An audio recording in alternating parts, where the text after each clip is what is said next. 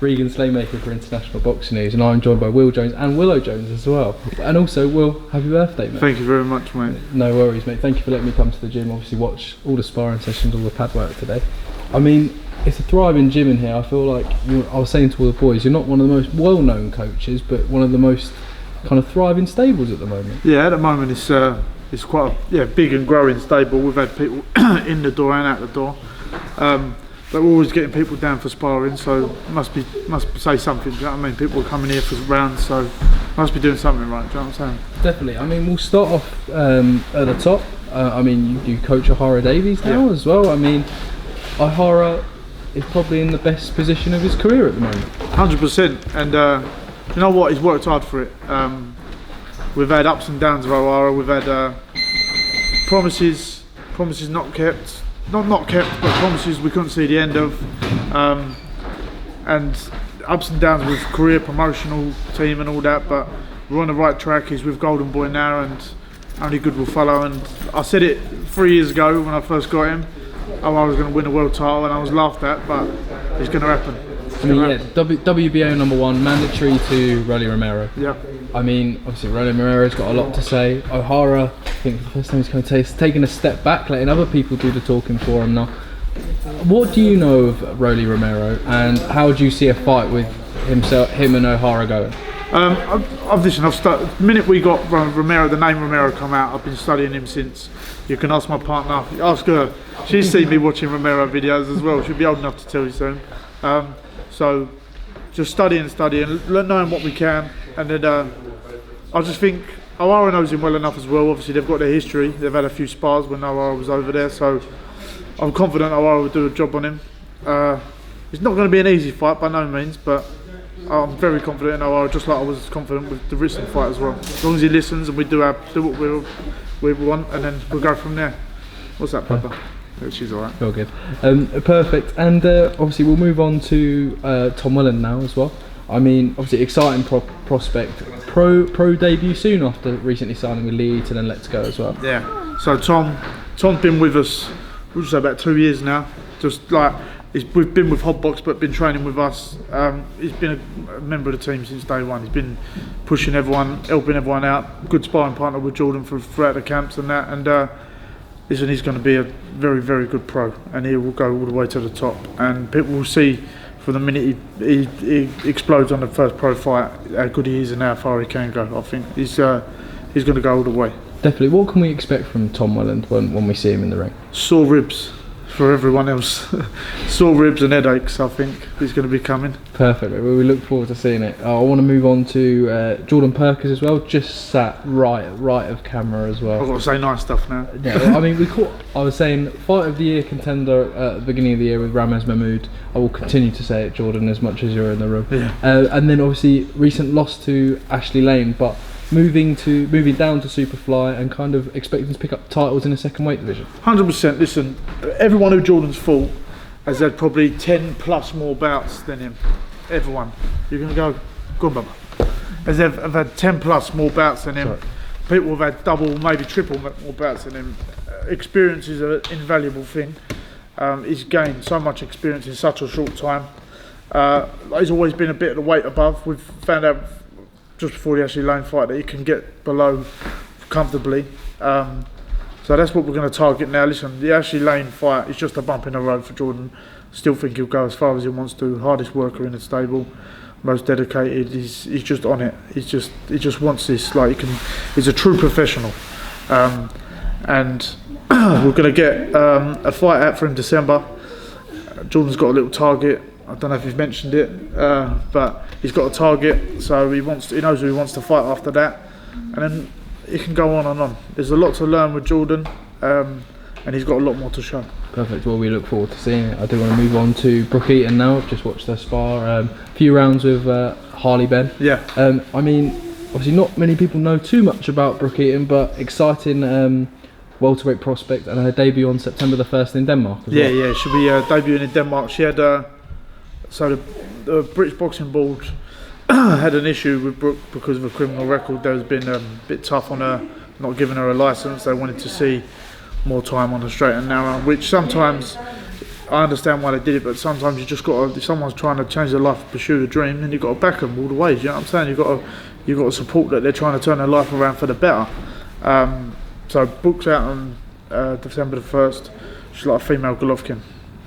She can fight anything she punches, she hurts. So very, very excited for her. I think a few fights, I reckon 2 or 3 fights, everyone will know who she is. Perfect. Well, we look forward to seeing it, and I mean the female Golovkin is some statement. Yeah, the big statement, yeah. Definitely. Well, we look forward to seeing it as well. And I mean the screw shot she just caught someone with it in sparring was an unbelievable shot. I think it got everyone watching the spar. Yeah, exactly.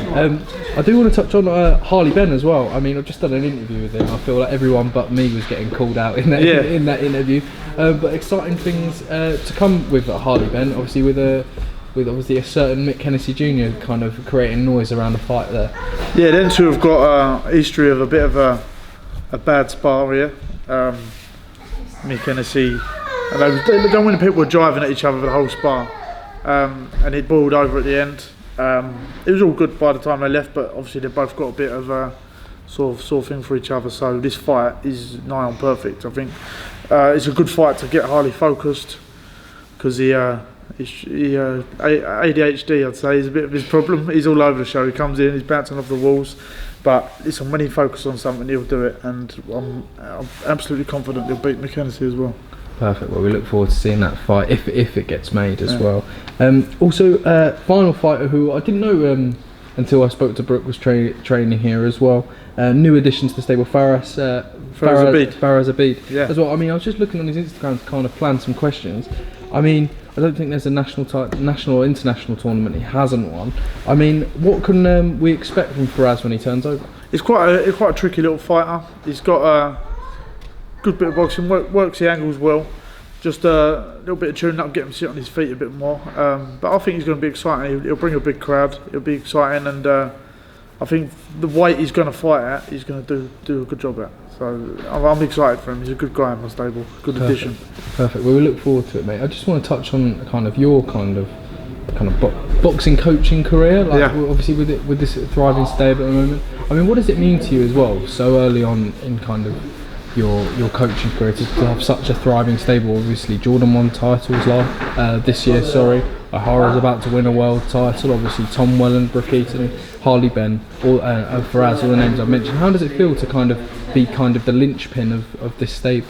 It's not me on my own. I've got the best help I can get, like Ian Chedwigan and Junior Sabo helps me with Ohara, but I'm learning all the time off these people. Do you know what I mean?